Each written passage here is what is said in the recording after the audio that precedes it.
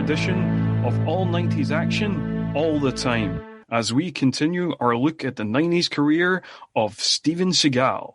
I'm one of your hosts, Scott Murphy, and as always, joining me to break down another one of these Seagal flicks is podcaster, screenwriter, and a man who I definitely think can pull off a buckskin fringe jacket, Mr. Kyle Hintz. It's great to be here. But not only that, this week in his long-awaited debut, we also have the new rookie to the pod, very much the Johnny Utah of the all 90s action all the time, Mr. Craig Draheim. Thank you for having me. Now we should probably roll on to today's film, which is none other than 1994's On Deadly Ground. And it seems only appropriate, as we reach the season's midpoint, that we also reach peak Seagal. Now, I know what you're thinking. At this stage, you may be pondering, you may be thinking, but you've covered all his best ones, Scott. Well, you'd be right. But On Deadly Ground is definitely the most Seagal film ever made. And if you're at all interested in Seagal, that is every bit as terrible and wonderful as that sounds. Before my co-hosts and I get deep into this one, we'll have a little bit of background knowledge as always. So On Deadly Ground was directed by none other than Steven Seagal himself.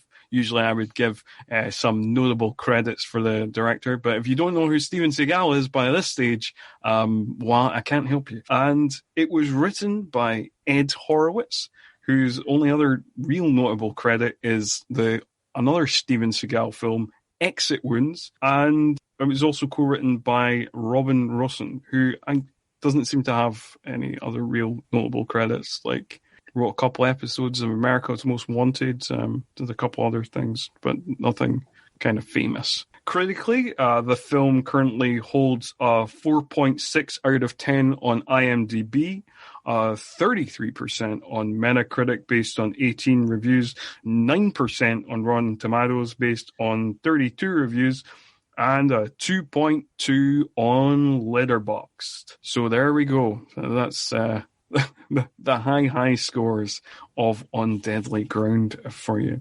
So, as I understand it, Craig, this was your first time seeing On Deadly Ground. It was, yeah. And as we were talking about before, not just this podcast episode, but this season, as much as I love kind of 90s action movies, and I grew up with a lot of them, Steven Seagal is one that the most I remember about him, I know I've probably seen before this other Seagal movies, but I can't remember them. The most I remember about Seagal is the Mad TV sketch with Will Sasso, where he's very serious the whole time, and anybody that kind of says anything against him, he would snap their neck or things like that.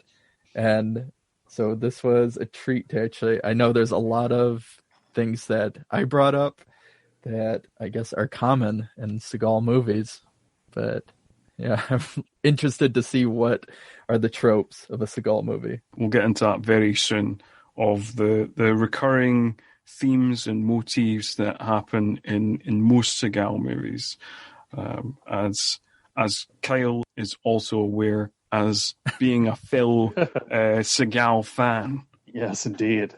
So it was originally, before we get into the plot of the movie, a little bit more background detail. It was originally titled, well, it depends where you look, actually. I saw an old Empire article about the making of this movie, where apparently the script was originally titled Rainbow Warrior, which I presume was a reference to the boat, the Rainbow Warrior, the Greenpeace boat that got sunk. But there, also in the Seagalology book, it says the original title was Spirit Warrior. So I'm not very sure which was the case. Maybe both were working titles. I'm not sure. And also Horowitz and Russen's script was quite different. For example, the main character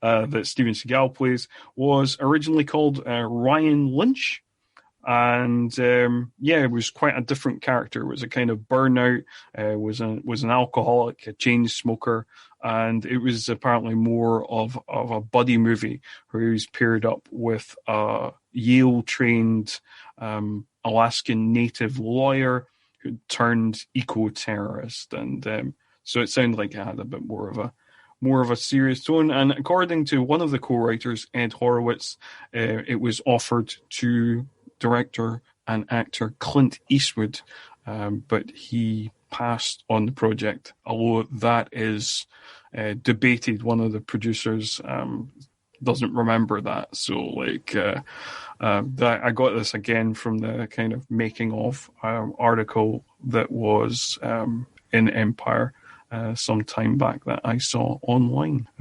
So there we go. And the character name change came about because Steven Seagal thought that the character name Forrest Taft, that's what he's called in this movie, Forrest Taft, was greener. So there you go. Yeah. Wow.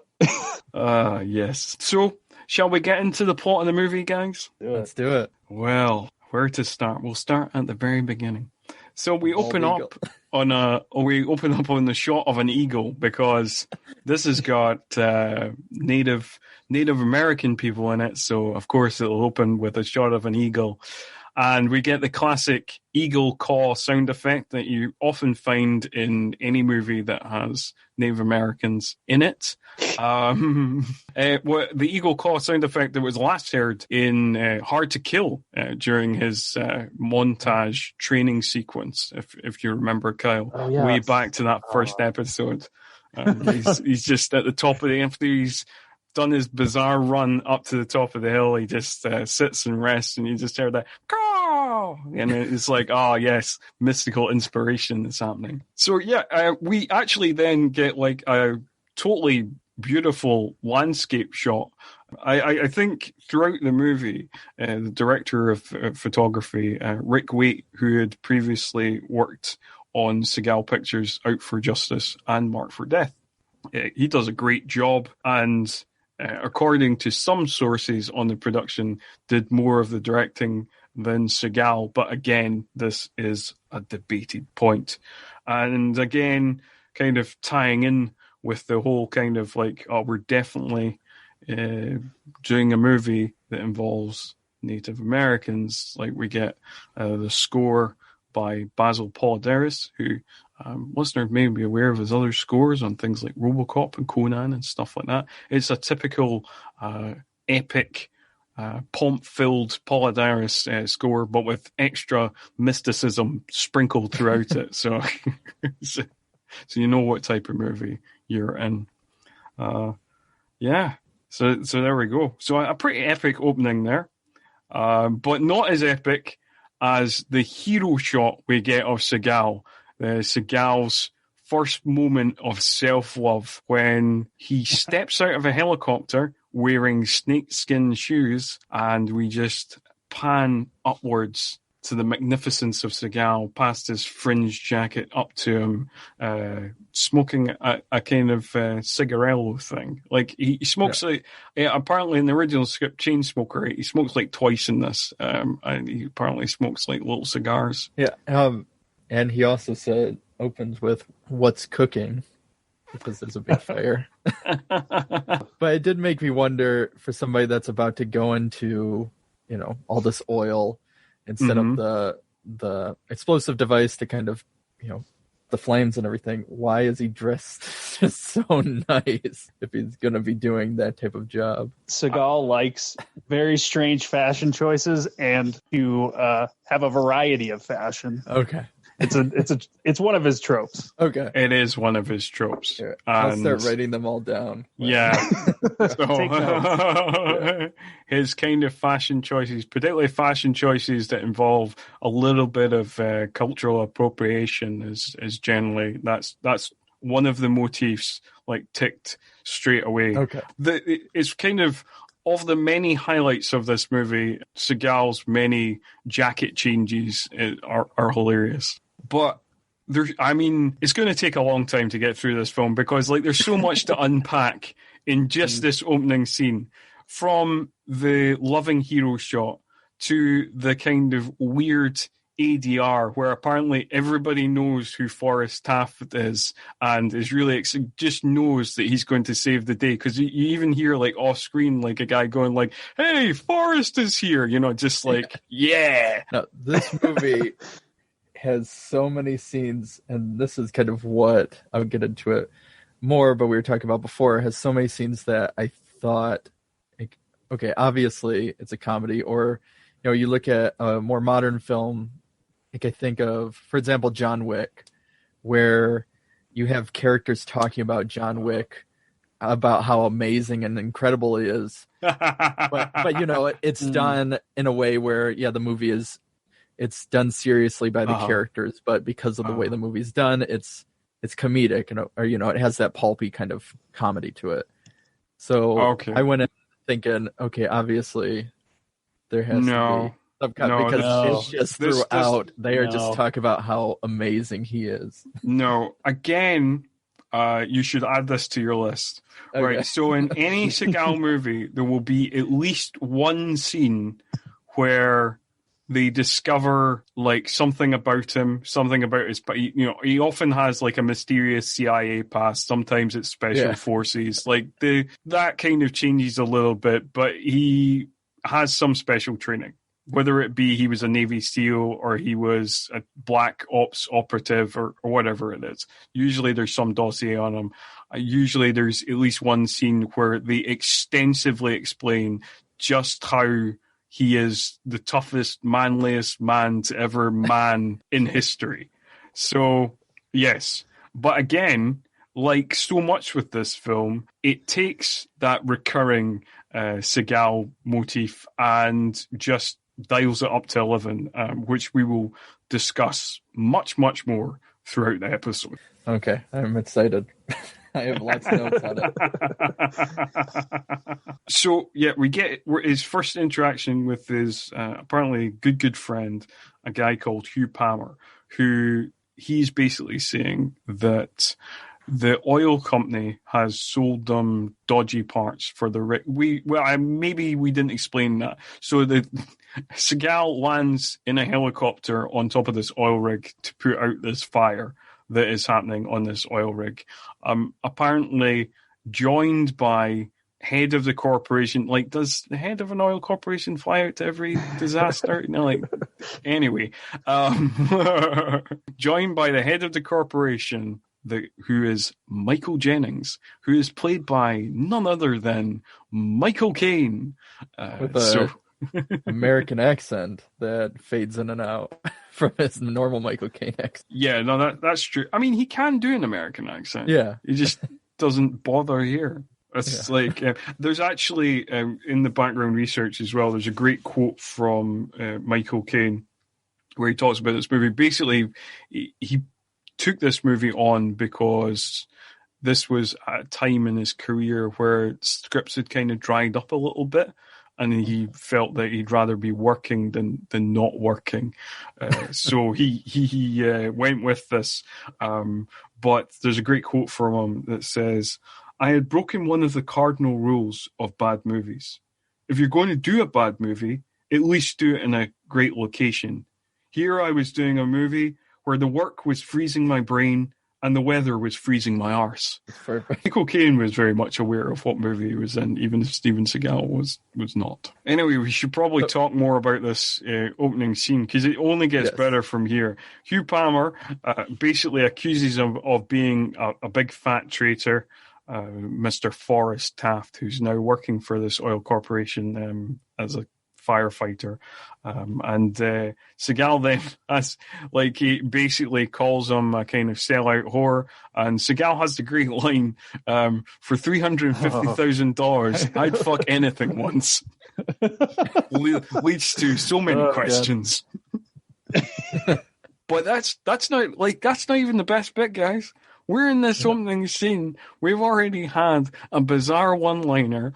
Everybody knowing how amazing Seagal is right off the bat, and that hero shot. But no, it gets only better from there, because apparently you can put out a fire with a giant explosion again, You I'm not actually sure- can do that. Yeah, Can isn't you? that- Yeah, What's if That's it's the an thing. oil fire, Yeah, you have to do Yeah. the explosion. Yeah. you would have to. Okay, actually. so they got that accurate. Oh, that's well done. Well done them. So like, I didn't know that. So 1-0 Seagal there. But like, I think it's not that's the really funny thing. The really funny thing is the way he sets off the explosion, and then Yes. everybody ducks down on the rig, apart from Seagal, who has his back to the explosion and has the coolest non-reaction to an explosion that has possibly ever been filmed. But before that, I have to say that he's in the machinery while it's being sprayed with oil and there's fire everywhere, and he has that the heat shield basically. Mm-hmm. Which is a piece of like sheet metal. Yeah. Yeah. He's telling people, but here's the thing: they're in a ways away. There's all this destruction, all this noise. He's telling people like to move the crane or to get back or things like that. Yeah, but he's duck saying down it and at stuff. at a completely normal level of. I was sitting there like, how is anybody hearing what he's saying right now? It doesn't matter. He's in charge. Yeah. This is going to come up again because he does it in some other scenes, but there's like, he just kind of orders people around whether they should be taking his orders or not. Frequently. Okay. That is absolutely true. It is the Seagal way. Okay. Again, something that you will learn on the kind of you've joined. I mean, like you've joined us at a funny point in the season, Craig. I'm not going to lie. It's really kind of Kyle and I have had all the goodness, and you're joining us for the downfall. Yeah, there were other filmmakers making the previous films. Okay. Oh dear, yeah. Oh, you've got some excitement to come, but let's get back to this movie. We're not even got out the opening scene, but yeah. So they kind of have like a kind of weird, because at this stage, Forrest Taft is still working for the corporation, so apparently is okay with what Michael Jennings, the Michael Caine character, is doing. So there's no real reason for them to have a face-off at this point in the film before he's discovered that his pal Hugh Palmer is entirely correct and it's all down to dodgy equipment and not human error. But yeah, we get a weird face-off. And we get Seagal drinking out of a flask, which seems like it's a remnant of a prior draft of the script. It is a remnant of the prior draft of the script. Yes, apparently Seagal didn't want to kind of taint his image or whatever for his fans, so didn't want to portray an alcoholic, but as a compromise. Like that's the only hint towards it. Like he would sip out this flask. That was it. Well, he has a couple. Well, we'll get he's at the bar. Second. Yeah, the bar. Yeah, he he's has, at I the- think, like he 3 is- shots or something. Or Yeah. So again, that's as far as he allowed that element of the story from the original draft to go through. Because obviously, Seagal made a bunch of changes. Some of his biggest ones come up much later in the film. Okay. We also should note that the faulty part that's going to come up a million times is faulty preventers, which we hear about for like 30 minutes before we actually kind of understand what that even is. Yeah. Yeah, nothing's very well explained. I think it's one of those. It felt like one of those elements of like, yeah, that makes sense. That's a term that they use, but nobody actually did the research and the scripting. Yeah, it feels just like a MacGuffin. Like we'll throw this in there. It doesn't matter. It's a oil flux maker. It's just like It's a flux capacitor. yeah. We don't know what it is. We're just saying jargony terms that we think sound technical. So there you go. Anyway, after that, we cut to them back in the helicopter where Michael Caine basically explains, like, why would he do this? Why would he damage his own rig? And we should also mention that, as much as I love Michael Caine, his dye job that he has in this film is horrendous. He has this alarmingly black hair. It's just like, it's distracting. In every scene he's in, it's really distracting. You just look at the dye job and you're like, why? Why was this a character choice? I think it adds to the character because you look at, because it makes me think of somebody like Trump, where I'm like, you know what I mean, where it's so obvious, but that person doesn't know it. Well, they even have his makeup, like that he's wearing obvious makeup, and he has that orange tint almost. Oh, that's true.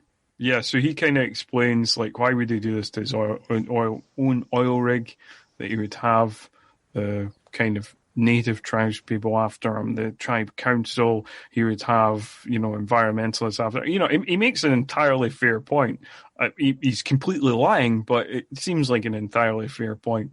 And he is guarded by his two henchmen, Magruder, who is played by John C. McGinley, who is very much a kind of John C. McGinley type, and Otto, who is a silent, deadly block of a man, which is very much a kind of Sven O. Thorson type, and he is played by Sven O. Thorson. So well done on that. Well done on the casting. But so after that, we cut to a bar. Now, Craig, you need to add this to your list.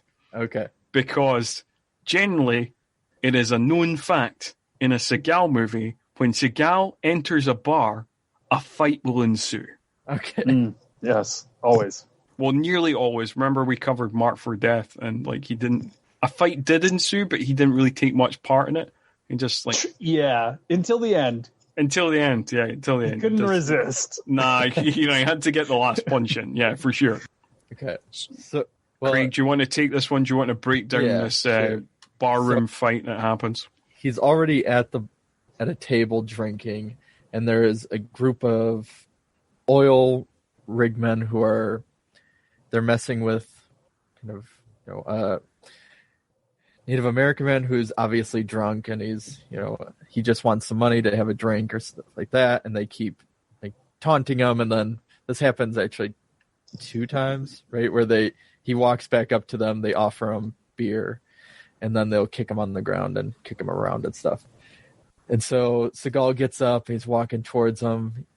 You think it's going to be a confrontation, and he just walks to the bar, where then he has a conversation with Hugh Palmer, his good friend Hugh Palmer. Yes, and they kind of talk about that, and Palmer says to look at the files, things like that, while he's drinking more. But I should also point out as well, in that little bit of conversation, they talk about how 3 people died on the rig, including Forrest Taft's good friend Lorenzo, who is never mentioned again. No, and he doesn't seem to even care that much. He's just, there's not even like poor Lorenzo. Oh, Lorenzo! Like, God damn it! And again, that's kind of a trope of Seagal being unable to show any emotion in order to service the story. So these the 4 oil rig men are upset for some reason that he walked past them, and they keep taunting him with words like pansy or things like that. Cupcake is the term that they use. The term that they use the most. And so Seagal can't take it anymore, and the bartender says, "Don't break anything this time, Forrest," which obviously he goes out of his way to break everything. Let's back up just a second. She says, "Forrest, don't you break anything," which makes it sound like this is like a weekly occurrence. Yeah. Yes. But apparently it's like he doesn't even listen to her. A lot of the stuff he does during this fight, he would have to go out of his way to specifically break the stuff. Which, it's kind of rude on his part. But then a fight ensues with all of these oil rig men. And some of them are actually, I wrote this down in my notes, it's not like they're even, a couple of them, yes, they're tough, they're built guys, but many The of first them guy he kicks are like, is a big dude. but then he breaks like this guy's leg and punches him, and it's this guy that looks like he has to be in his 60s. How can you be that tough about that? Dude, and that's the guy who says, "Don't mess with oil workers." Yeah. I wrote this one down because you're right, Craig. There is like a few of them who look like they're maybe in their late 50s or maybe even early 60s and like kind of close to retirement. Like the guy he like puts through the jukebox, he looks quite old, and the guy who says, "Hey buddy, don't be fucking with oil workers," like he looks like he's deep into his 50s. It does seem quite unfair. Yeah. So then after all is said and done, he gets to the final guy who is played by Mike Starr. Yeah, there we go. Mike Starr. Yeah. Who seems to be playing America in 2020. I used to play in truck.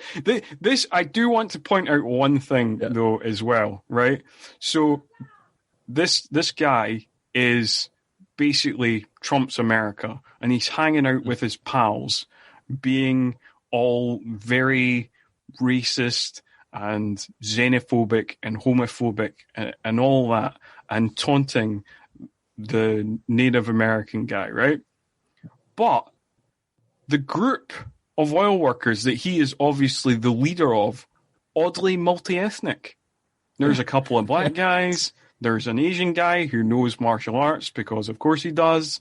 You know, I just thought that was an interesting thing. Oh, definitely. I think it's weird that the final fight between them, if you can even call it that, comes down to something that isn't that macho. Even Seagal is saying, "Oh, you're the manliest man." That's what everybody's sitting around watching, and because they all know apparently what is about to come, and they do that hand slap thing where where you have your hands under somebody else's hands and you try and slap them, and if he slaps the guy's hands, they gets to punch him, and so they do that. And he slaps his hands about 3 times. And each time he punches them afterwards. And apparently he has Starr has blood on his face at one point early on in the punch, or early on, I think after the second punch. Like, well, that doesn't make any sense because he was hit in the gut. Why does he have blood on the side of his face? But then isn't there in another shot. But I won't even get into all of that specific. That's just me being this episode is going to take too long if we unpick all of that. But yes, it doesn't make any sense. Yeah. I mean, I suppose he might have landed on some of the broken glass that was around. We'll go with that. Okay, that's what we'll go with. But then it gets to one of my favorite lines in the movie.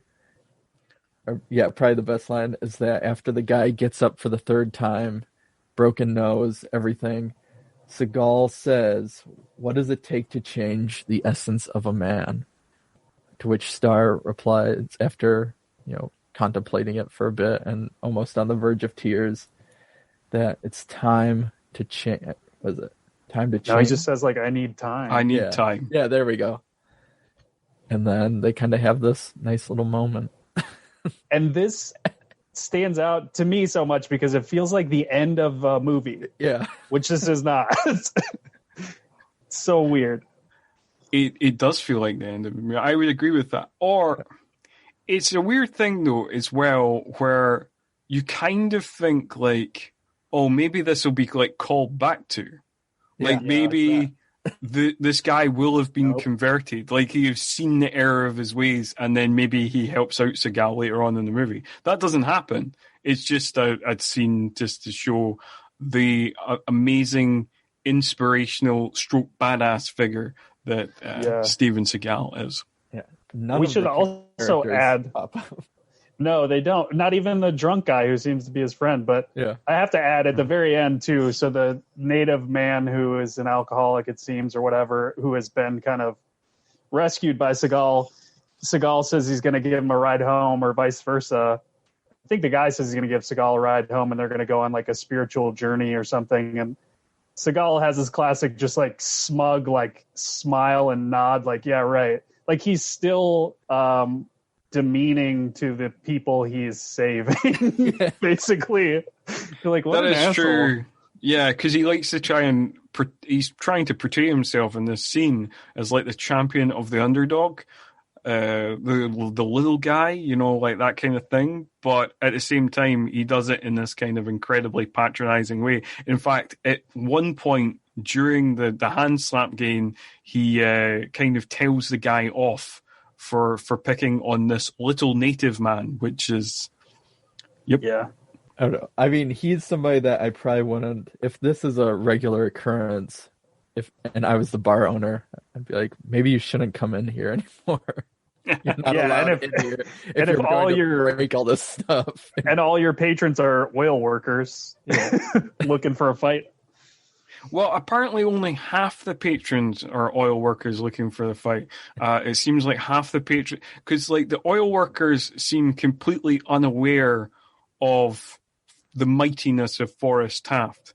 But then half the bar are like locals, and again, using kind of ADR, there's like all these kind of off-screen comments of like, oh, you know, like, you know, don't do it, Forrest, you know, like, oh, you know, like, because, you know, obviously he can fuck these guys up. So, you know, so you hear all these kind of comments. That's true, which makes it even weirder how, like, racist the oil workers are when the other half of the bar is Native American people.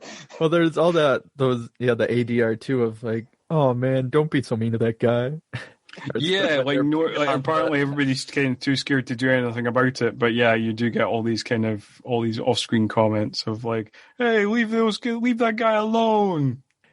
But it kind of has an issue. So if all the locals know him, and from the scene before, everybody on that oil rig happened to know who he was. So were these just the few members of the oil rig that yeah, like this is kind of a trope where it's like the bullies never know what they're getting into. Basically, that's true.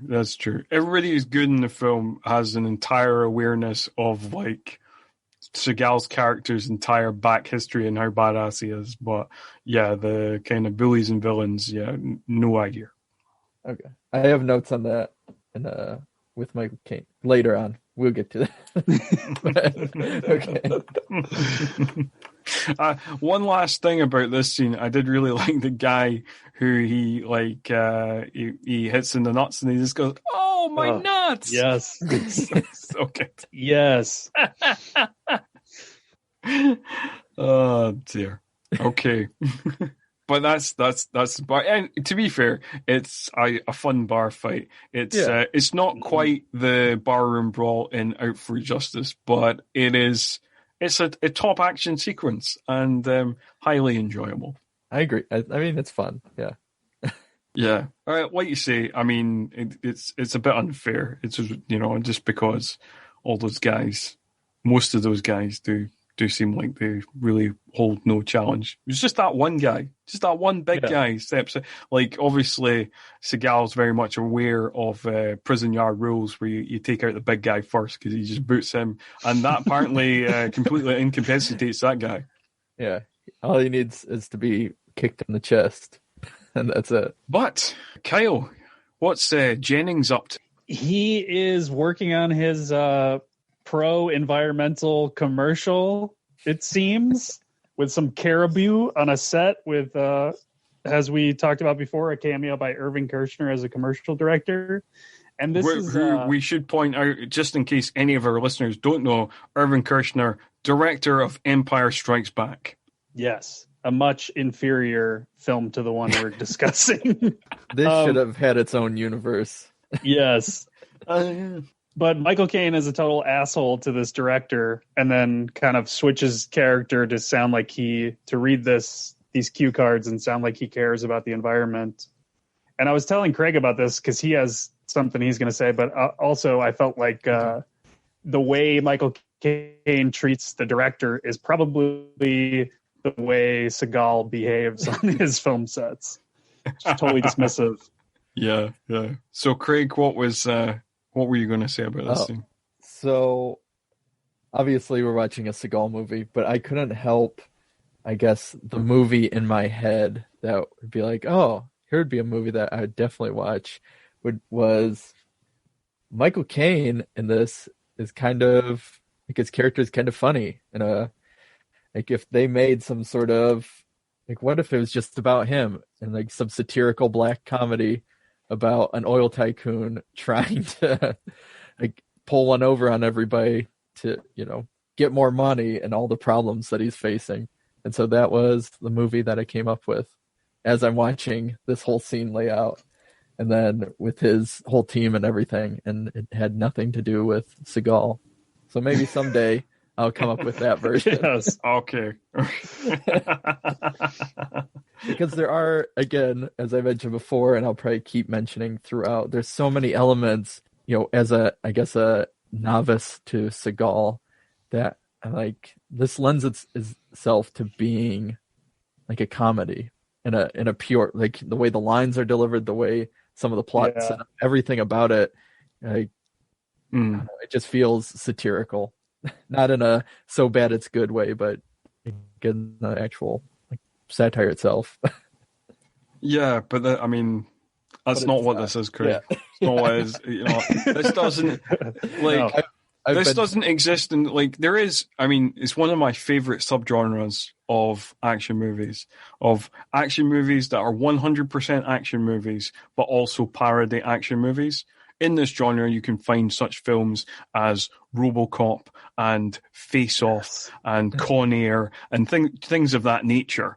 But no, that doesn't. Like you also we talked about. You mentioned John Wick, and there was a Clive Owen action film in the mid 2000s called Shoot 'Em Up. These are the films that exist in this kind of subcategory of action movies. But no, it's not that. No, this is a serious message film. Yeah. It's got a very serious message, which we'll get to later. And it won't stop me from bringing it up again and again. No, I agree. Fair enough. Yeah. No, it's a fair point. And Michael Caine does get a very funny line here, as Kyle mentioned. I've looked it up. It's in the Seagal. It mentioned in the Seagalology book, so I've looked it up. The line he gives is, "Listen, if you have any great ideas, just keep them to your fucking self, okay? And leave this shit to me." Is the end of that line. So that's spectacular stuff. So Forrest Taft, he has many, many skills, and it appears hacking is also one of them, because that's what we get next. Mid-90s hacking. We actually get, if you read the screen, you find out they're called like blowout preventers. So they're essentially supposedly there to stop a fire from breaking out, I guess, these MacGuffins. And then we see, that they have not passed their tests. They're not working. Yeah, pretty much everything had failed except only a couple of them, I think. Yeah. And they couldn't, basically, the rig that they are building, this new rig that they're building called Aegis 1, the corporation is called Aegis, they have a deadline to build the rig and get the rig online, which is 13 days. And if they don't get it online, then the kind of oil rights revert back to the native tribal council that had them in the first place. And the reordering of these preventers is going to take like 90 days or something. And that's why they have these old faulty preventers that they're installing in this new rig. Yes. Important plot points that you should all know, listener.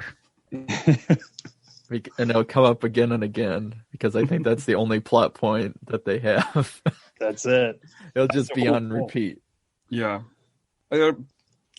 So, it's kind of all fun and games, apart from kind of the bit that's like coming up, which it's kind of doesn't fit the tone of the movie. Like you've mentioned, Craig, it's a very silly movie. It's an over-the-top action movie that kind of reads like a kind of parody of an action movie. But, I mean, it's not. It's very serious business. This is Steven Seagal. But, yeah, the next scene is kind of, like, quite ugly. Like, when Magruder and Otto go and visit Seagal's good friend, Hugh Palmer, at his cabin. Does it someday want to take the lead on this one, Kyle? Yes, they go to. They know that Hugh Palmer knows about these faulty preventers and this issue, and that he has some physical copy of it, some booklet, and a floppy disk, which is great to see has a key plot point. And he refuses to reveal that. And so they torture him to try and find out where this is. And they take some sort of weird... A pipe cutter. Well, before that, they have like a bone. Yeah, they have like a big bone thing. Yeah, which Sven Thorson uses to chop off Hugh's fingers one by one for a little bit, which I don't know. It didn't look like it was sharp enough to sever a finger. But that's just me. I'm not a henchman. You obviously weren't paying attention in Henchman's show.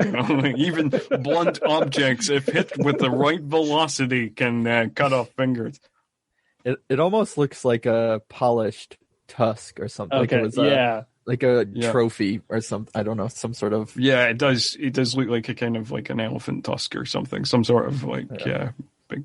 And then they do get a pipe cutter to, I guess they cut his leg. I think it's kind of off screen, but yeah, all this is quite brutal. And John C. McGinley is losing his patience, and he doesn't want to do this. No, his delivery of the line is perfect. There's no I in team. Oh my God! It's spelt TEAM. And to go off what Craig has been commenting in terms of tone, I feel like throughout the movie, and especially this scene, you can look at these actors, and I feel a lot of empathy because I see John C. McGinley is on his own. Yeah. Like there's nobody helping him here, no direction. Yeah, that is very true. Also, another brilliant quote from the Empire making of feature that I read was from John C. McGinley, where they put to him that he is one of the few people who can say that they were directed by Seagal. And he retorted, "I can barely claim that either." Awesome. Just tying in with what you were saying there. But yeah, like I just found this sequence is I think it's tonally like nastier than the rest of the film, and really I feel like it sticks out like a sore thumb. I feel like it's kind of like talking about other kind of bad movies. The scene in The Expendables where there's like a waterboarding sequence, like the rest, most of the rest of the movie is kind of silly, but then it's just like this one waterboarding torture sequence, and you're like, what? This is entirely from a different film. It feels like it belongs in a different Seagal film too, because like most of the other ones we've covered up to now are pretty much revenge based, and this kind of becomes that based on this, but it has a whole other plot to begin with, whereas the other movies are just someone killed my friend and I'm out for justice. Yeah, it does feel like it would fit, not because Hard to Kill's quite in that kind of sillier mode as well, but like, yeah, certainly a Mark for Death or an Out for Justice that tries to be kind of grittier in the first place. It probably fit better there.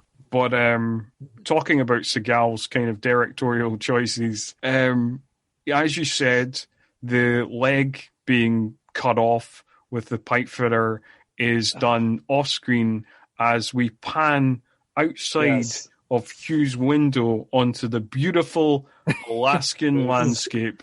I mean, those landscape and shots are blood. Great, I'll just say. Well, as this pan happens, blood from Hugh sprays onto the window. Yeah. Yes. Just so you know what's happening. Flawless imagery. Oh, well, this goes way back, but at the bar, Seagal is talking about he's going to stop over at his house to grab some gear because he wants to go out into the mountain, like his gun or stuff, things like that. So that's foreshadowing for Yes, that becomes important later on in the movie. That's a very throwaway line that he has a bag up there at Hugh's cabin, which you just think like, well, you don't think anything of, but it comes with weird callbacks. Like weird callbacks was something that happened in Under Siege, Kyle, if you remember, with the car phone and the musician dating. Yes, we'll add this to the weird callbacks. Not necessarily a Seagal trope, but like just something that's happened in two films back to back. It seems like it's important because there's evidence and stuff like that, but then it rarely is. Like it's not like he uses the evidence to then get everybody against. I don't know. We'll get into that. He never really uses it at all. I guess maybe at the very end he must use it off screen. That's true. But we can't go over every little detail, Craig, because this is going to take far too long. There's so much more insanity to come. Like we've not even reached the peak insanity of this film at all. We're still slowly getting there because it just gets kind of more bizarre as the film goes on. But anyway, we move on. We get a press conference from Jennings where he tries to blame everything on human error and the oil rig. You know, it was nothing really to do with us. Definitely wasn't to do with faulty parts. And then he gets harassed by the press. He gets harassed by the tribal council, and then we get introduced to another character in the film who you would be led to believe is one of the main characters, but is not really treated like a main character. It is the character of Masu, who is played by Joan Chen, who listeners may be most aware of for her role as Jocelyn Packard in Twin Peaks, or maybe that's just me. I don't know. No, that's she's great. She's known for. I mean, is there general agreement? Like, I feel like, okay. Yeah, I don't. Okay. But there's another great Caine line where she throws oil on him, and he's being taken away really quick. He's like, "What is it?" And hers what is it? Press secretary or whatever. She's a lawyer. She says it's just oil, and he says, "Oh, thank God," or something like that. Yeah, and then he gets angry about it again and says, "Oh, this was just a brand new." So this is kind of a weird moment. Yeah, but then so after this point, well, I think the next scene is kind of where everything starts going into a blur for me. I have it in my notes. Okay. So we get some more Seagal. What we'll refer to him from now on as his name, Forrest Taft, because it's such again. Oh, you should add this to your list, Craig. Okay. So Seagal often has like a funny name. So in the first film we covered, Hard to Kill, he's called Mason Storm. Okay. In the last film we covered, Under Siege, he's called Casey Ryback. Obviously in this film, he's called Forrest Taft. In the other two films that we covered, he has slightly more normal names. Marked for Death, he's called John Hatcher. And in Out for Justice, which is funny not because it's an unusual name, but just because it's so on the nose, he's an Italian-American detective called Gino Foligno. It's the best name ever. So, yeah, funny. You can add funny stroke unusual names to your list. Okay, but it's all serious. It's all serious. 100%. Yes. Okay. Yes. So is this the point where, because they know he's been hacking, that the main double cross?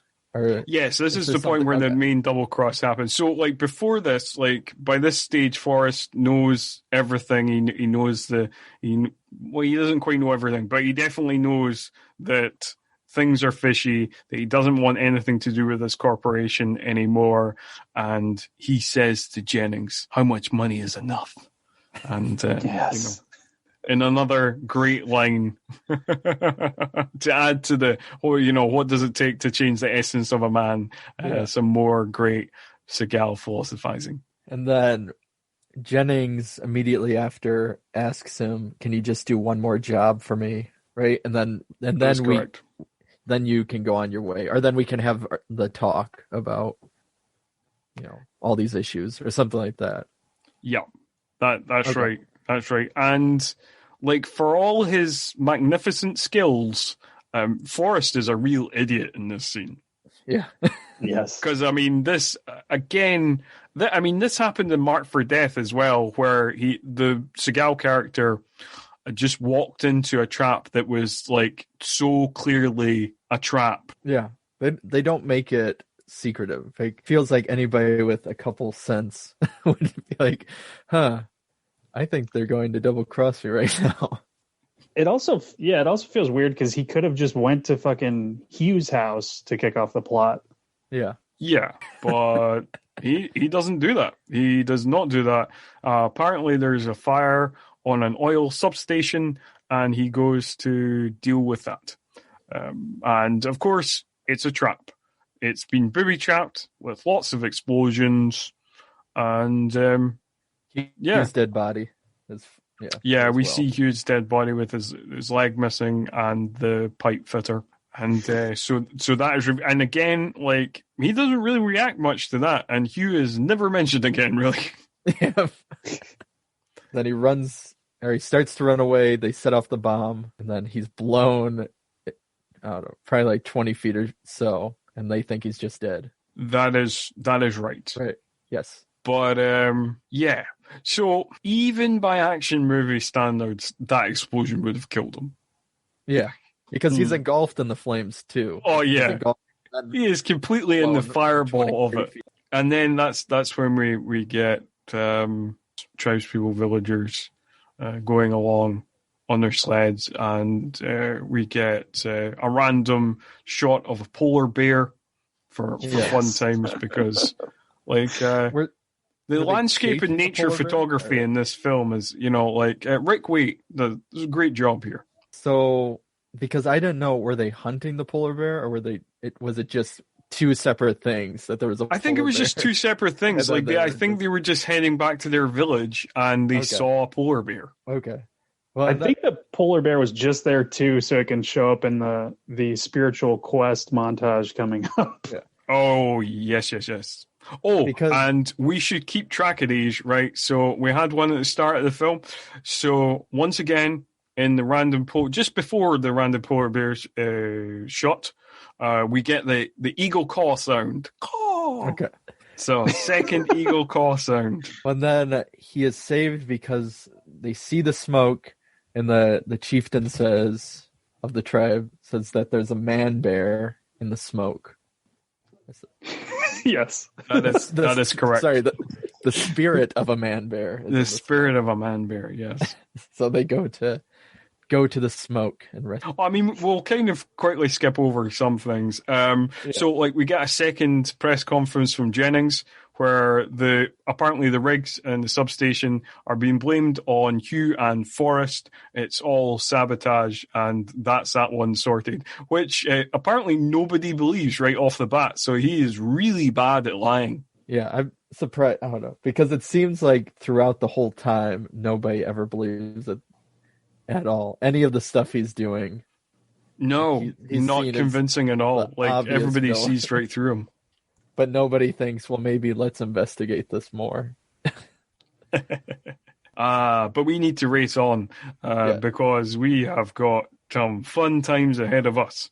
So, Seagal wakes up in the tribal village and is being fed something by an old woman.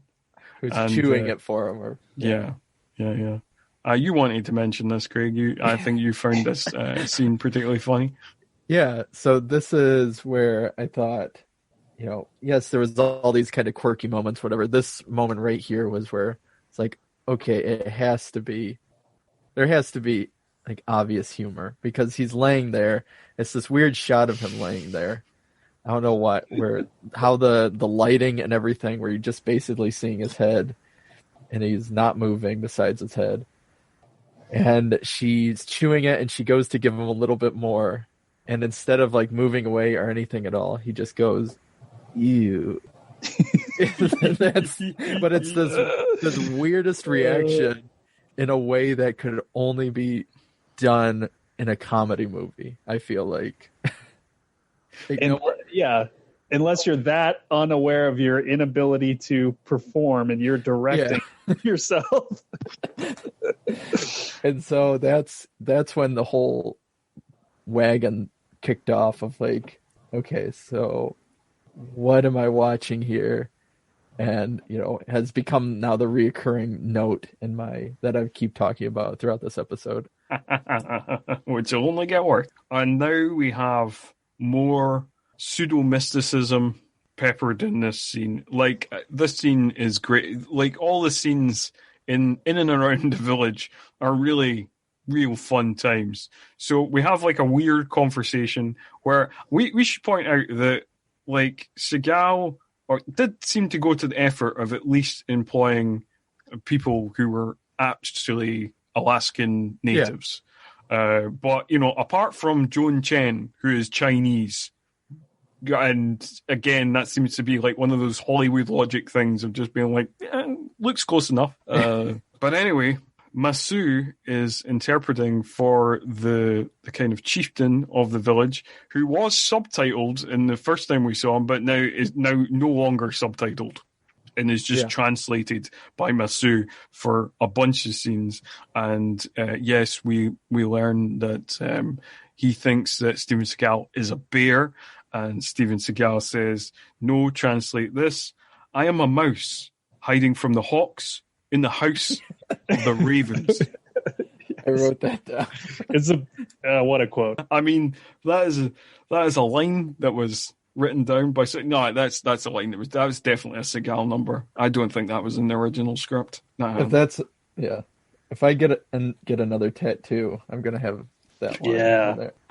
Yeah, no, that's a good one. See, Kyle, if again we talked previously about the possibility of T-shirts and the kind of superior like superior attitude, superior state of mind. That's another one. That's another great one. Yes, for the back of the T-shirt. That would have to go with a picture of Seagal making that disgusted face. So if you're interested in these T-shirts, we could start producing them, and you can buy them on. They'll have all 90s action all the time on the front, and then various Seagal quotes on the back. This is going to be the best line of T-shirts ever, guys. What I love even more about this is when he says this, the look on Joan Chen's face. Like, she looks disgusted to be having to translate this bullshit. So, I don't even know where to go. I think it could have been, I don't even, because I've watched enough movies for the podcast or stuff like this late at night. Mm-hmm. But this was like one of those where I was clearly awake. I had caffeine in me. Mm-hmm. So it wasn't like I was tired, but it was like, this is where the blurring like, what is... It's happening now, especially when we get to the spiritual trip that's about to take place. These movies can induce some sort of brain fog. Yeah, that is true. I tend to. I mean, I have watched them a couple of times before, but also I do a bunch of pausing and taking notes and stuff like that. So so I keep everything in order. So. Yeah, we should kind of skip along to we get a couple other scenes. We get a scene of Magruder and Otto looking for Seagal. Actually, to be fair, we should point this one out because again, it has one of those magnificent Seagal kind of tropes. Basically, Jennings, when Magruder and Otto are looking for him, says, "If there's no body, it means he must be alive." And this is one of many kind of just how manly, tough, badass is Forrest Taft. Well, he's the goddamn toughest son of a bitch who's ever lived. Yeah. We get more magnificent examples of that later on, but we should now kind of head along to the Spirit Quest. But that's what right before we do, I had one thing about it of that. So Jennings knows that Forrest doesn't know everything about Forrest, but he knows that Forrest is like this special guy who is the toughest and all this stuff, but yet he never divulges that information to MacGruber or whatever beforehand or anything like that. It's just and he doesn't just hire him as like the security guy. Yeah. Yes. But and this is a spoiler. This is a spoiler towards the end of the movie that we'll discuss again at the end of the movie. But much like in the last movie we covered, Under Siege, at the end of this movie, it is suggested that the relationship Seagal's character has with the main villain is much closer than has been portrayed throughout the rest of the goddamn movie, which doesn't make any sense. But we'll get to that when we get there. Now on to the trip. So we get Masu is again translating stuff, and before we get to the trip, we get like a little bit of a speech from the chief about a bear, about like Seagal being a bear, and during this speech we get 2 more eagle caws. So like that's 4 calls. So yeah, just so you know what kind of movie you're in, it's mystical. Eagle call, mystical. That's how that math adds up. But I think we should go through this. Like, so the chief hits Forrest Taft with a feather.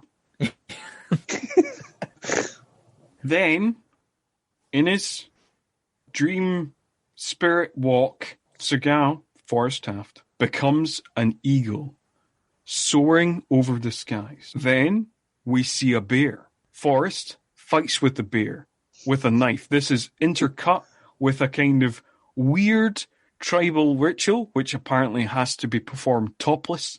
Yes. Then, after fighting the bear, he is thrown into a river by the bear.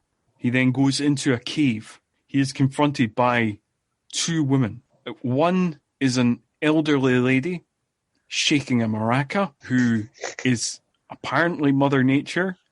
The other is a completely naked tribal woman who is maybe the devil? Anyway, she's tempting Seagal, Forrest Taft over with her wily ways, and the old woman is just shaking the maraca and kind of looking at him, kind of like, talk to me. And Forrest Taft has to make a decision.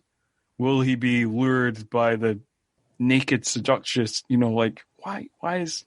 Or will he go and talk to this elderly... Well, of course he goes and talks to the elderly woman because he picks the wise path, because Seagal... Forrest Taft is a wise man.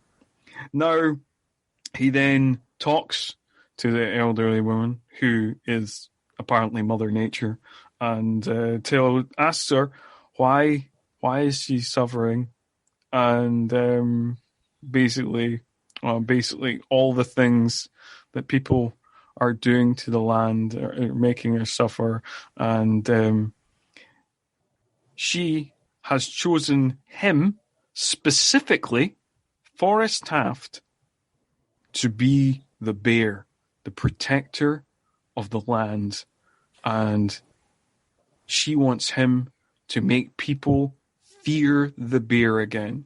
Yes, Mother Nature herself has appointed Steven Seagal as the savior of the world. The spirit warrior, too, they call it, right? Yeah, that's a good spirit warrior. Oh, yeah, and then once the spirit quest is over, he emerges triumphantly from a pool of water. I mean, either of you can try and unpack that if you want. All I know is he's wearing like a different hoodie. Oh, yeah, he comes out with a different kind of Eskimo jacket. Yeah, when he emerges. Where did that come from? Yeah, that's as much as I got, but yeah, all I can tell is that the they really make sure to punch that bear element even by the end, because he comes out of the water and his arms are spread apart, and it's like everything you see in those nature videos when you're watching a grizzly bear underwater. So like Seagal went proper method for that.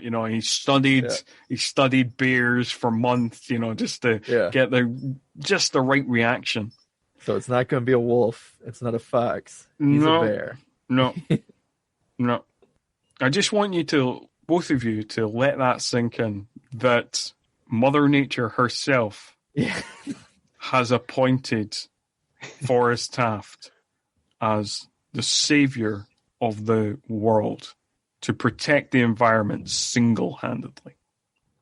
And yet it almost doesn't even come up until the very end. Yeah, I was going to say, there's a point where when he has to start fighting, where he's like, we'll get to it, but I understand I'm this warrior, but that has to wait. It's just thrown away. Then he was appointed the spirit warrior, but now that's because we live in pause.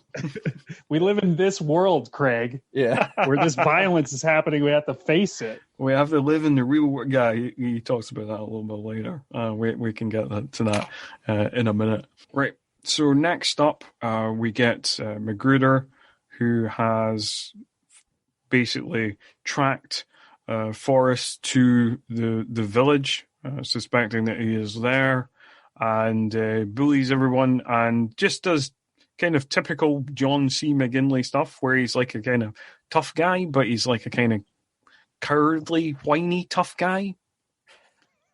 And he shoots the chief. Like, basically, there's a scuffle, and he shoots him, and then basically makes all sorts of excuses that it was totally self-defense, totally what was the other guy's fault, wasn't him, and then runs back off in a helicopter. Which nobody believes at any point that it was self-defense. Yes. He tries to tell that story to everyone in the same way with Jennings, trying to come up with all these excuses. Just nobody believes it. Know the truth.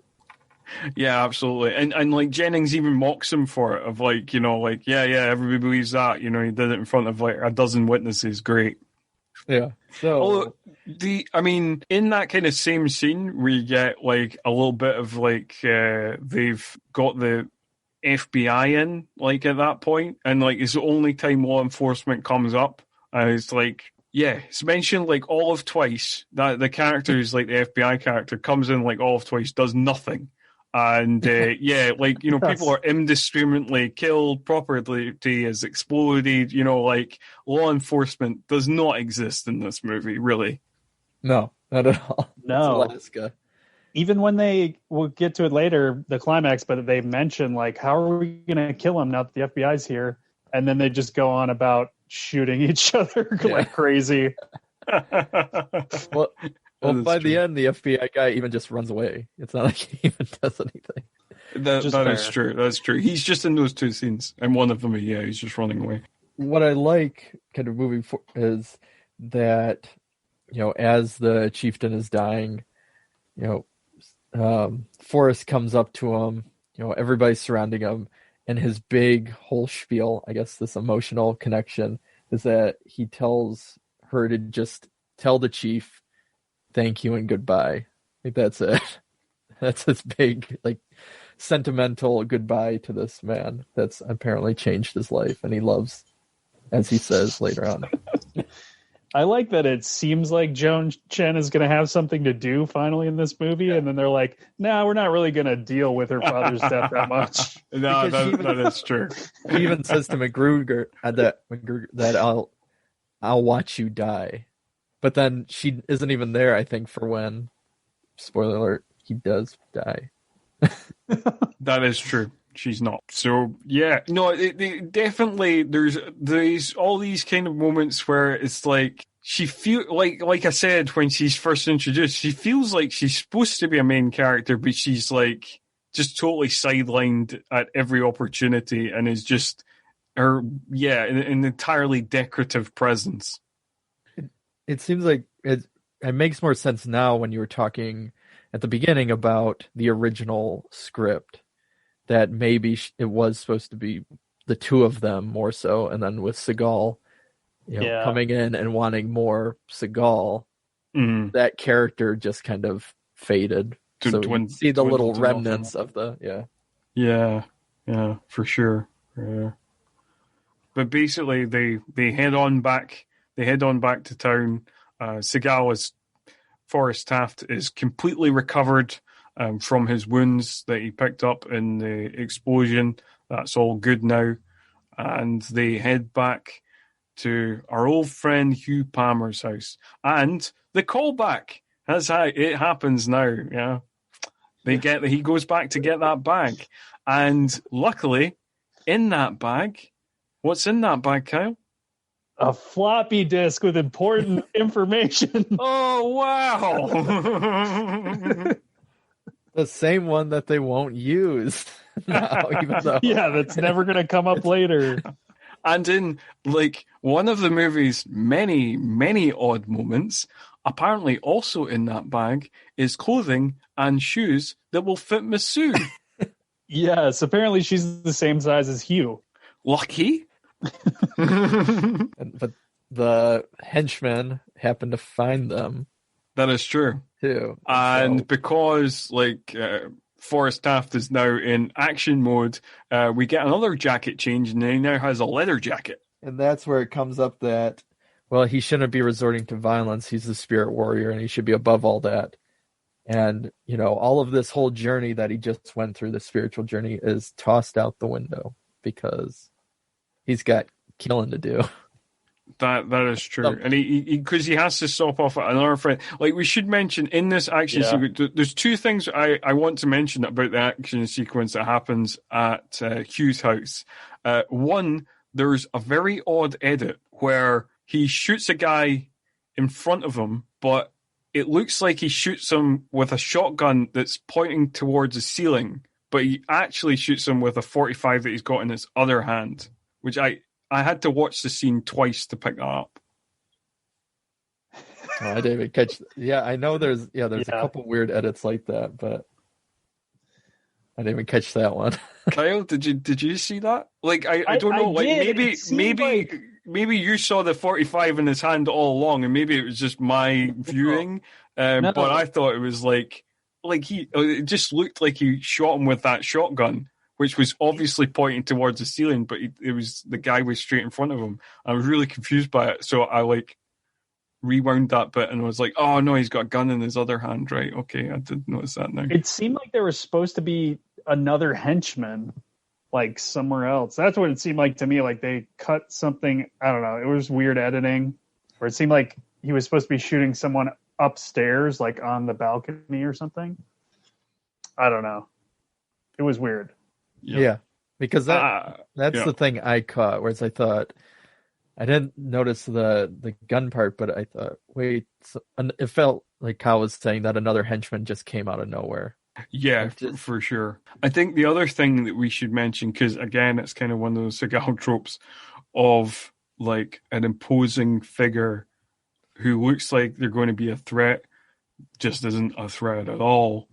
And so Sven Thorson, who is, the typical silent, brooding, menacing Sven Thorson type, he looks like he can kick a lot of ass, who'd probably be a threat.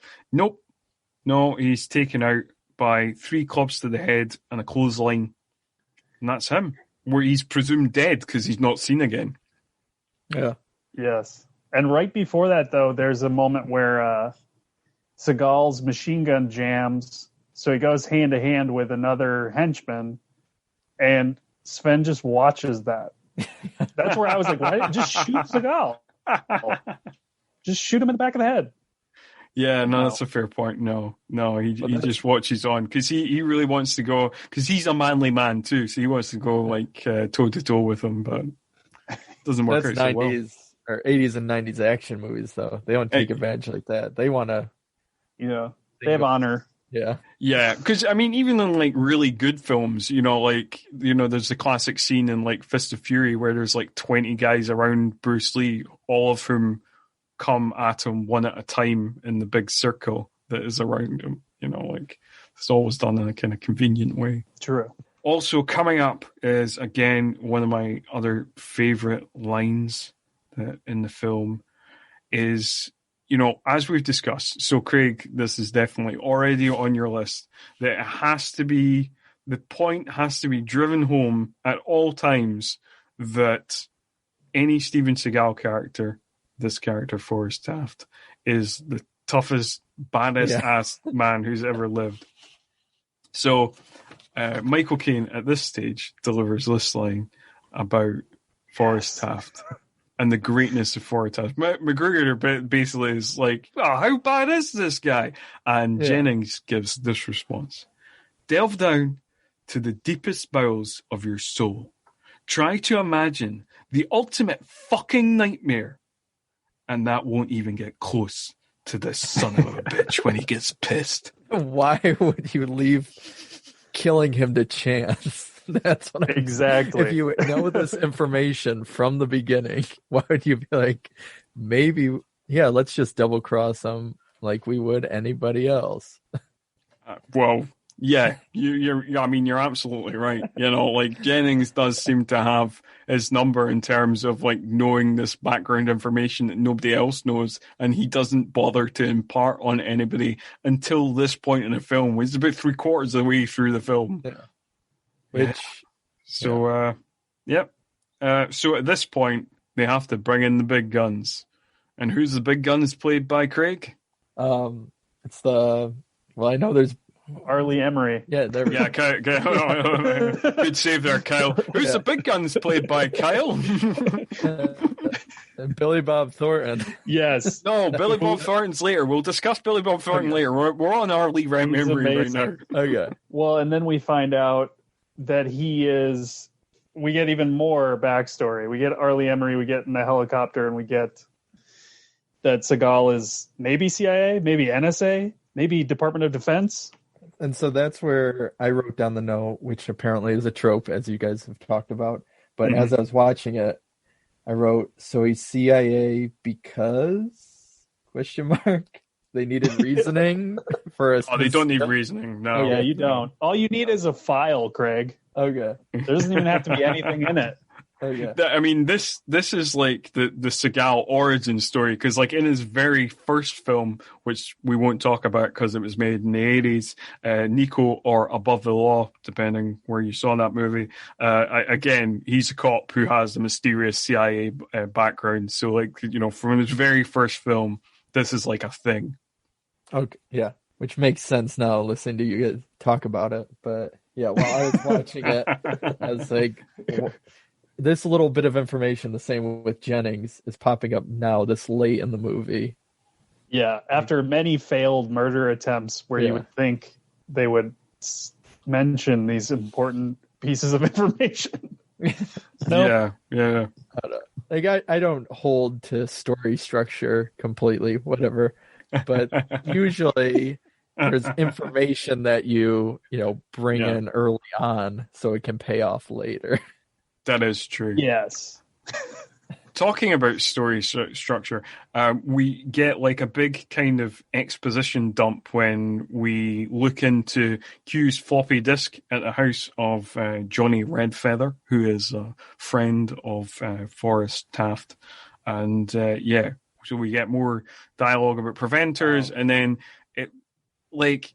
this is where it kind of gets confusing, because like Forrest's plan is to blow up the rig, but the rig was going to blow up because it's unstable, but the way he's going to blow it up will not cause an oil spill, whereas the way it will blow up itself will cause it caused me a headache, this scene. It would send the toxins back into something.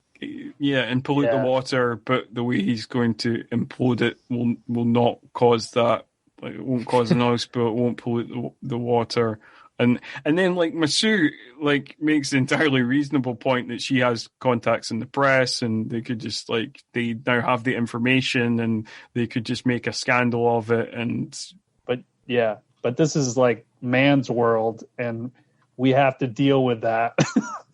I wrote down for all these monologues that he's doing, the way he's delivering them, it feels like somebody who either doesn't know his lines that well, and so he's just trying to remember. Like if you, I don't know, have seen an actor, I very much think lines. the monologues are Seagal. Yeah. Because this is another thing. Probably another thing you should add to your list that Seagal often adds in his own like little monologues in his movies. Like, and he often tries to rewrite things and like. We in one episode, the episode for Mark for Death, we talked about how like Seagal thought he had rewrote like something like 93% of the script and went to arbitration with the Writers Guild of America, which to get credit on the film, and he did not get that credit. His case was thrown out. Yeah. Okay. And he's made those claims about pretty much every movie to some degree or another that he like was also a writer. Yes. So there's a reason why nobody wants to work with him anymore. Many reasons. Oh yeah. Many reasons. Like one of the other ones is like he often does his own fight choreography and he often stiffs stunt guys by like not movie punching them, but like punching them. Which I'm sure you read this when you were researching it, Scott, but apparently you supposedly did that to Sven. Yes, apparently so. Yes. So then we're moving on to the point where we see that he has a bunch of guns and explosives and basically a whole army's worth of weaponry. What makes this we should also mention what makes this particularly magnificent is he keeps this in a cabin halfway up a mountain that can only be accessed via horse or helicopter. No, they specifically say it can only be accessed on horseback. Because that's why Arlie Emery and his crew get off their helicopter and go onto their horses. And again, Masu, who makes good points throughout the movie that are completely ignored, says, "Why do you have this?" You know, like I think she says something like, "In case you want to start a war with a small country or something, or blow up half of a small country," and like. Forrest just kind of agrees. He just kind of like, yeah, just in case. Moving on, let's pack up these explosives. So then the helicopter comes that has just basically the pilot and one gunman to, I guess, keep tabs on them while the rest of the mercenary team is coming up to get them. Yeah. I'm assuming. Yep. And that's when he instead basically ditches most of these guns and everything to blow up the cabin. Absolutely. Yep. Yeah. Okay. Yeah. That is right. Yeah, and the helicopter smashing that looks like a toy copter or something. I don't know, smashing against a huge rock wall. Yeah, no, there's some fun miniature work right there. That's it's entertaining stuff. And then we get to see him go all Rambo. That's right, and just making all these kind of like little explosive devices while the other guys come for them on horseback, and they discover one of the explosive devices and get all smug about it, of being like, "Oh, he didn't hide this well. Maybe he's not quite the badass that we read up on." Immediately, that guy and another guy fall into a secondary booby trap. He obviously deliberately set one up that was very visible and then set up other ones that weren't. And those guys die. And then Magruder, being the John C. McGinley kind of cowardly badass, just goes mental at this point and just does his kind of own version of the scene in Predator and just shoots just shoots randomly, aimlessly into the forest, which Arlie Emery quite rightly is like, what the fuck are you doing? Who are you shooting at? Ah, dear. Yeah. So, and then we get like, does one of you, like, Kyle, do you want to take the epic horse chase that follows? Yes. I mean, basically, they go down this very steep hill. And we do, in this bit, we get introduced to Billy Bob Thornton in here somewhere. But basically, we end up at sort of a ravine that is just barely jumpable by horse. So Seagal throws over a pack of what it must be the floppy disk and whatnot. Mm-hmm. And him and Joan Chen jump this gap and leave a bomb on the other side that goes off just as Arlie Emery and crew arrive and get away for the moment, but they know where they're going. The Aegeus 1. That's right. We're heading to the big oil rig finale at Aegis 1. And we get another fun line as well. So like Aegis, like, you know, we kind of discussed this again. The FBI have been called, and they kind of discuss like, how are we going to, you know, track him down and kill him with the FBI president, which they then totally ignore. And again, we get another just how tough is Forrest Taft line where Jennings tells Magruder that he is the patron saint of the impossible. Well, at some point in there too, doesn't Emery talks about some little whole thing about how awesome he is. There is a bit that comes up as well that's pretty epic. I think maybe we should read that out as well. This is the kind of final little bit of just how badass is this character. Arlie Emery says the following. My guy in DC tells me we're not dealing with a student here. We're dealing with a professor. Anytime the military has an operation that can't fail, they call this guy in to train the troops, okay? He's the kind of guy that would drink a gallon of gasoline so you could piss in your campfire. You could drop this guy off in the Arctic Circle wearing a pair of bikini underwear without his toothbrush, and tomorrow afternoon he's going to show up at your poolside with $1 million smile and a fistful of pesos. This guy's a professional. You got me? It just, I don't know. It almost goes to like, what is it, that Kung Pao movie where the characters, to show how great he is, he says, I go pee-pee standing up. Like, it's just, I don't know. It's just all this talk about it. And again, my recurring quote of, like, how is it not? I was cracking up at that point. I think I woke my wife and my child from just laughing. Yeah, I can see why you thought this was some sort of kind of Black Dynamite style spoof, you know, but it's really not. It's very serious business. And then we kind of get like a flurry of action sequences, like Forrest. I don't know like why Forrest at first goes to the effort of like making that plastic bottle silencer when everyone else he just kills in incredibly loud and flashy fashion.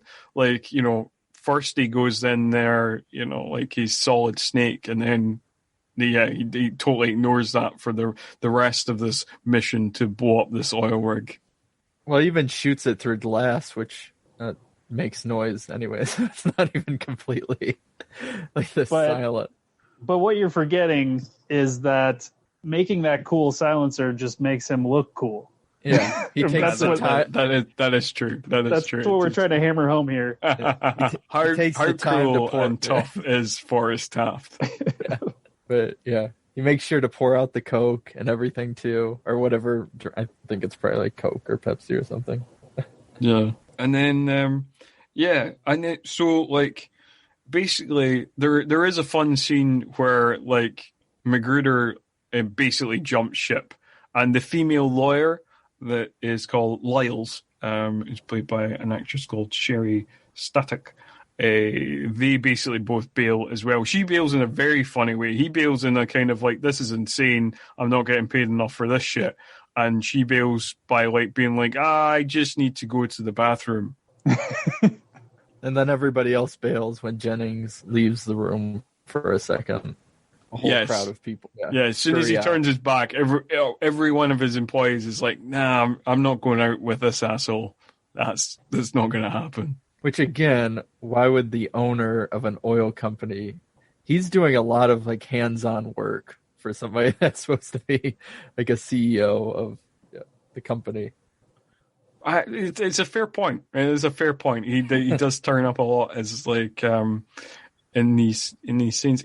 I don't like. It's funny because like as you mentioned, he's kind of a fun character, but he's also of the movies we've covered. He's the weakest villain. Apart from Senator Trent, who was the villain in the first movie we covered, Hard to Kill, like all the other villains are like really good, like really kind of powerful on-screen presences.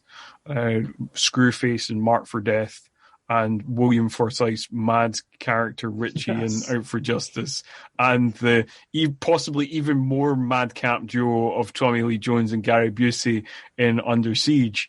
But yeah, so I mean, this, and I suppose like I know he's not supposed to be a threat to Forrest Taft or Seagal's character. He's just that kind of typical villainous businessman, and he hands everything off to his kind of lackeys and stuff. But yeah, I mean, fun character, but as a villain, kind of weak. Yeah. But anyway, yeah. So Magruder, he carks it. He like before he can get onto the helicopter.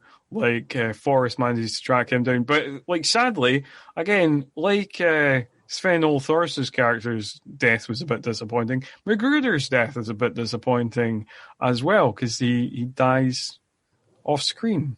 He just he dies kind of Raider style, and you just see the blood in the blades. And then the lawyer, Lyles, you said? Right? Yeah, she goes out in properly gruesome fashion. She's getting away, but then has to go and make some snide comment while she's passing by Forrest, which then leads her to run right into basically an oil truck. And working into your theory that it's all a parody, Craig, she dies in classic movie fashion, where she takes her hands off the wheel of the car as she knows she's going to drive into, or like a gas tanker, and just crosses her arms over her face. And it was easily avoidable. It's not like she was going that fast or anything. Yeah, no, it's a proper kind of Austin Powers moment.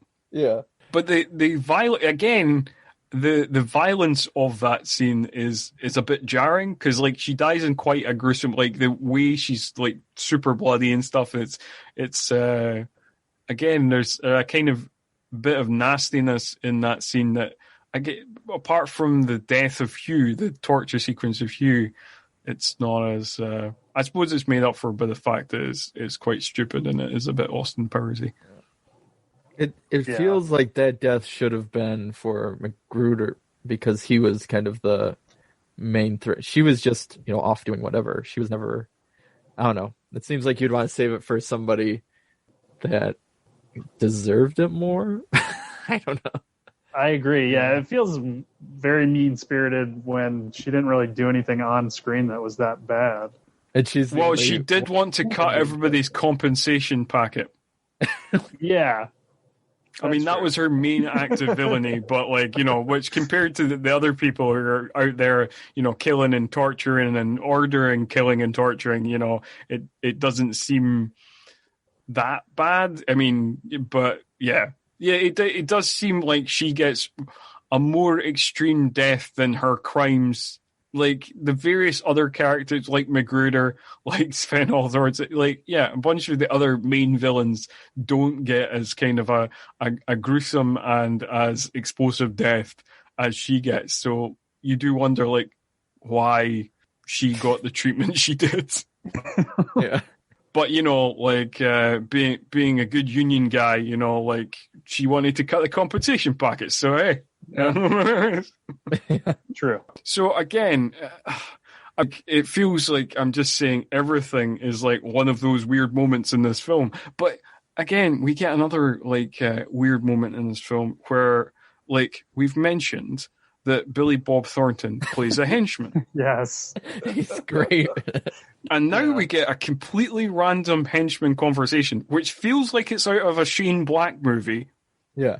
Yes. Where Billy Bob Thornton is talking about his gun and whether to have the stack in or out the machine gun, and because one way makes him he just feels cooler, he feels more solid that way, and he thinks it'll look better, and it's just such a random scene, and then they become like these two henchmen become like the Statler and Waldorf of this situation. And they just provide like a kind of commentary where like Billy Bob Thornton was like, "I told you this fucker was good." That's yeah. All the chaos is happening, probably 50 to 100 feet below, and they're just kind of talking about how, oh, look what's going on over there. Again, how is that not? How can somebody write that and be not thinking it was comedic? I've no idea. It's like genuinely, it is like they got Shane Black to write one scene in the movie. Yeah. Of being like, yeah, just do your typical meta Shane Black stuff, just for this one scene. You don't get to write any of the other scenes in the movie. Just this one. Okay. Oh dear. We haven't yet. Blow up. Yeah. They don't even really get to have any sort of proper death. It's just they point their guns at the elevator.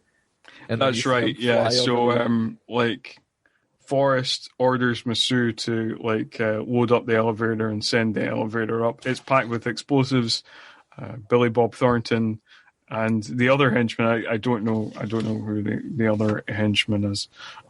But anyway, they both shoot at it. It explodes. They die. That's the end of them, which is a shame because I would have liked the whole, this whole segment of the movie to have this meta commentary from these two henchmen. I think that would have been great. But we can't get that. We now move on to more Arlie Emery. We get Rambo Emery as he emerges from the oil to attack Forrest Taft and lasts all of 2 seconds because Forrest immediately disarms him, spins his shotgun around, and shoots Emery with his own shotgun. Or I should say Stone. His character was called Stone, if I've not mentioned that before. It's just, I don't know, because there's normally a style to action movies. Again, I am the novice here, but everything is just too easy. It feels like there should be struggle.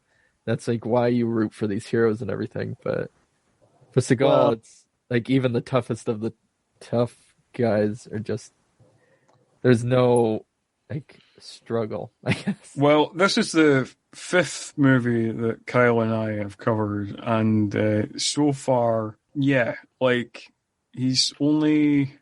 I mean, he was put in a coma in the first movie we covered, but then he was shot about 6 times with various shotguns. And one of the villains, Screwface 2, oh no, we can't explain that. But anyway, briefly in Marked for Death, one of the villains get the upper hand. We're not going through that again. The upper hand on him. No. Remember that, Kyle? He knocked him into a bar? Very briefly. And then he smashed his face off a bar as well. Very briefly got the upper hand.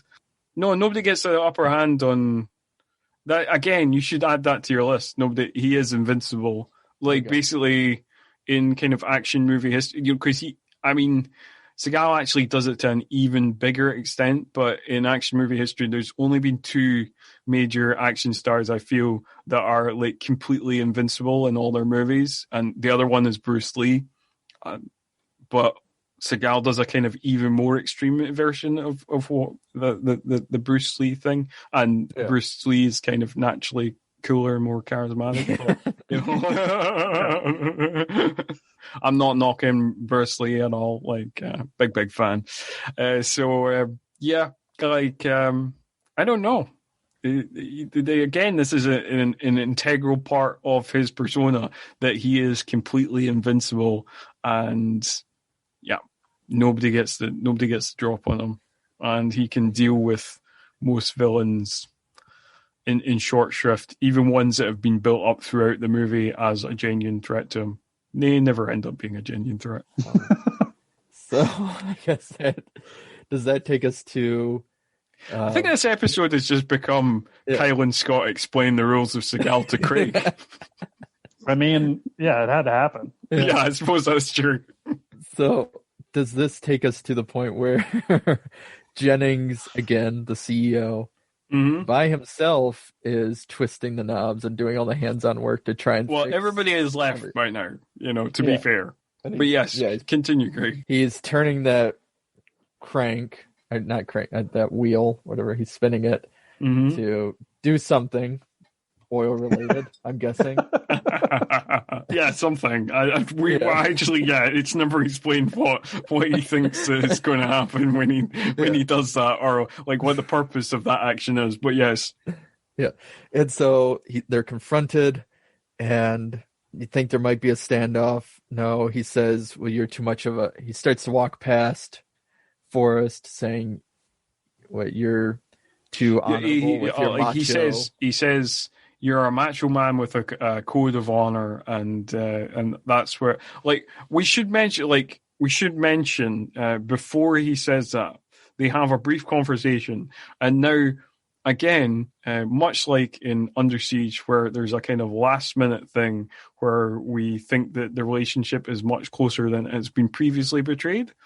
There is a line that Jennings says towards Masu, that basically that Forrest and him got hookers in Bangkok that were hotter than that. Yes. Which, you're like, wait, what? Were they just I thought he was just somebody who had recently joined the company as a firefighter, learned the error of his ways, and then, how long was he at the corporation? Was he super close with Jen? It just opens a lot of. I mean, and maybe it's just a sarcastic remark, but I feel like it opens up a bunch of questions about their relationship. Yeah, no, yes, it definitely does. Because in the beginning that Forrest is supposed to be a local type of thing, and then that's what I don't understand, because there's the whole conversation about you used to be a good person from his friend. And all this stuff. So it seems like this relationship with Jennings is something that happened at least fairly recently. Yes. It feels like another thing that was probably in the earlier script, where they were trying to make him more of a corrupt guy who was an alcoholic and all these things, and is going to turn it around for this movie. Yeah. He was maybe it was maybe better established that he was actually an employee for this company for a long time, and kind of knew, didn't have the evidence that they were doing super bad shit, but kind of knew that they were, suspected, but kind of buried that, and for the money or whatever. Yeah, buried that for the money, but that's never explored, and it's only kind of hinted at, and it's hinted at in such a weird way. You're just you don't understand the relationship at all, because at some points in the movie, it seems like he's only been an employee for about 5 minutes. He'd previously turned his back on whatever local job he was doing for more money. But then by this point in the movie, and at certain other points in the movie, it seems like he's had this long standing relationship with Jennings. Especially since Jennings knows so much about his history. Or at least knows that he's such a badass. Yeah, they went to Bangkok together. Yeah. That opens up a lot of questions as well. Because initially, when Arlie Emery's crew is after him, they keep going on about how top secret the files on him are, and how he basically doesn't have a personal history before 1987, and yet Jennings apparently knows a whole bunch of stuff on him. Yeah, it almost seems like they would have a whole military backstory. They were both in the military together, but we don't have time for that. Yeah, we don't have time for That's a whole nother movie. That's a whole better movie. Yeah. That's the movie I've created in my head. The other one. So he lassos them, even though he said you're too telling him that he's macho and that he wouldn't shoot a man in the back or whatever. He wouldn't shoot an unarmed man in the back because he's too much of a macho man with a code of honor, which is true. He doesn't shoot him in the back. But what does he do, Craig? He lassos him, which Jennings doesn't really put up much of a fight. He just gets pulled away. And then they hang him up on a hook over big vat of oil, and they were just going to leave him there. But instead, she wants to see him fall. And so they cut the rope. Well, they shoot the rope. You should mention, because I feel like we would be remiss if we didn't mention one of the great one-liners where Jennings says, kill me, you coward, and basically taunts him. And Forrest quips, I wouldn't dirty my bullets. And yes. and then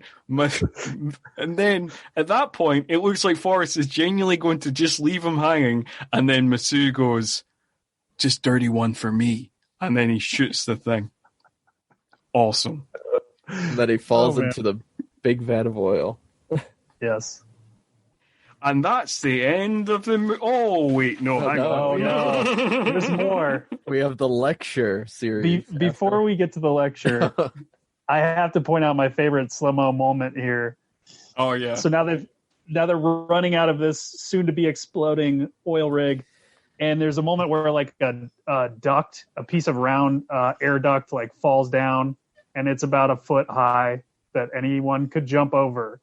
But Steven Seagal leaps over it in slow motion. Oh, it's so good.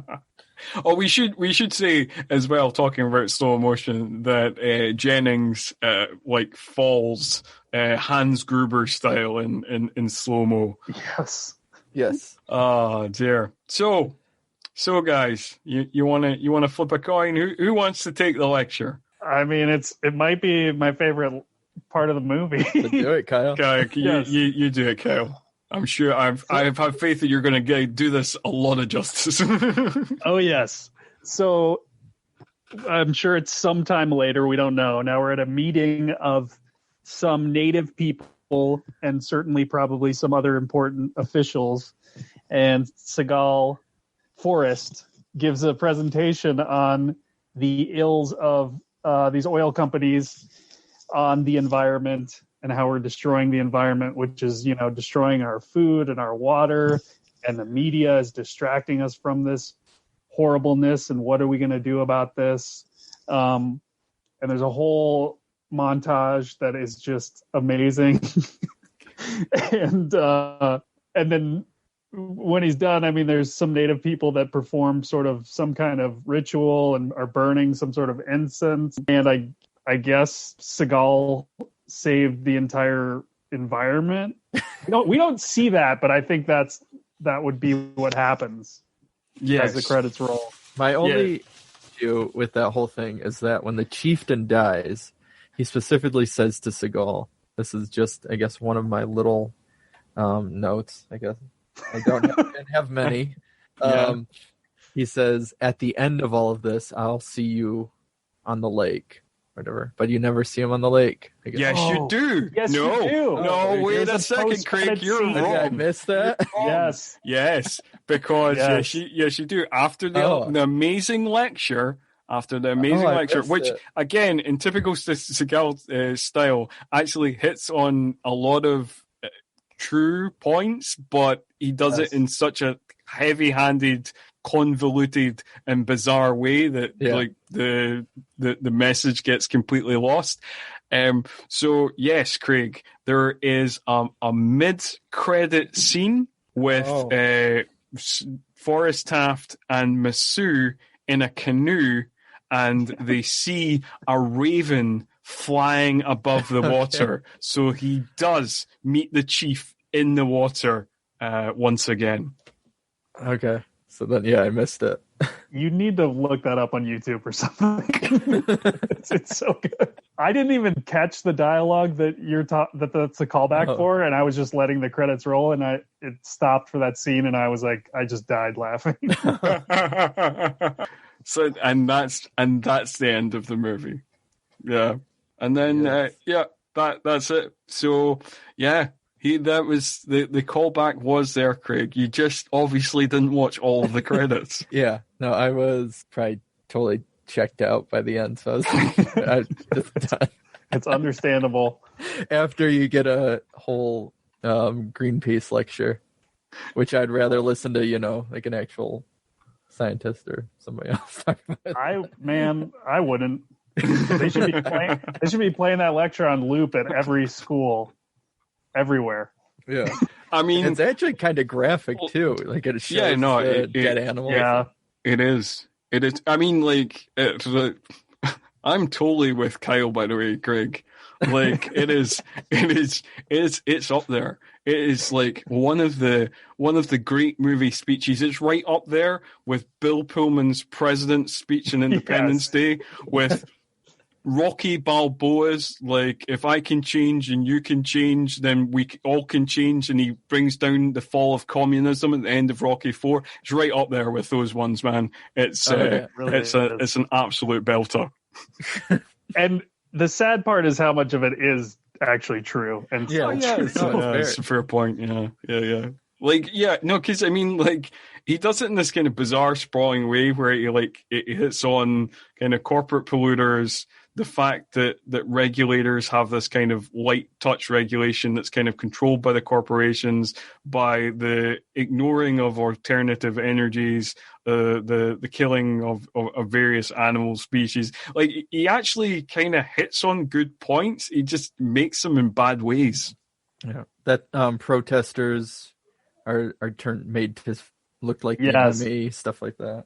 Yeah, that's true. That they're made to look like that they're kind of crazy and stuff like that, which a lot of people, have been throughout history, have been kind of tarred as kind of nuts and stuff like that. It's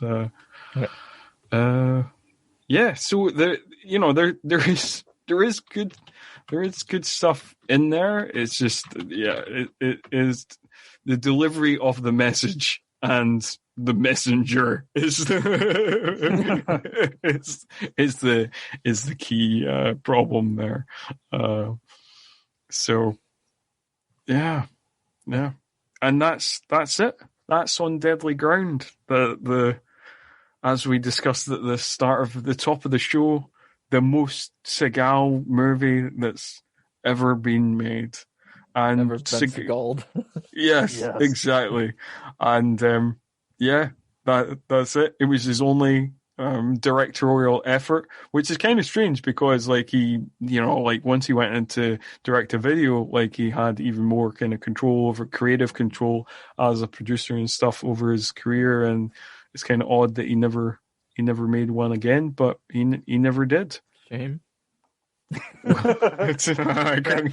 sounded really believable there, Craig. It's shame he never did that again. I'm totally saddened that he never repeated his experience and created a longer sequel based on the life and times of Jennings up until this movie. So I suppose that all that leaves me to do is say goodbye for myself. And, cheerio from Craig. Thank you for having me again, and goodbye, everyone. And Kyle. Great to be here as always, and, please take care of the environment.